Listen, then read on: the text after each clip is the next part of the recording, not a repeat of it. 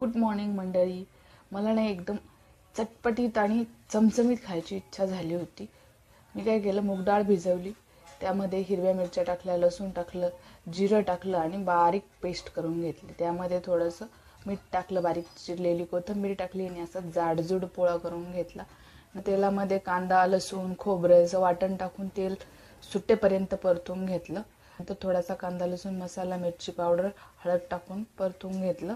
मी मसाल्यामध्ये धने आणि जिरे टाकले होते, त्यामुळे आता मी जिरा पावडर आणि धना पावडर टाकत नाही. यामध्ये गरम पाणी घालून रश्शाला दणकून उकळी काढून घ्यायची. रश्शाला उकळी येते तोपर्यंत आपण या पोळ्याचे छोटे छोटे तुकडे करून घेऊया. रश्शाला उकळी आली की हे छोटे तुकडे यामध्ये सोडून घ्यायचे आणि रस्सा आणखीन 3-4 मिनिटं शिजून घेतल्यावर त्यामध्ये कोथिंबीर टाकायची. असा रस्सा बनवला तर तुम्ही 1 भाकरी ऐवजी 2 भाकरी नक्की खाल आणि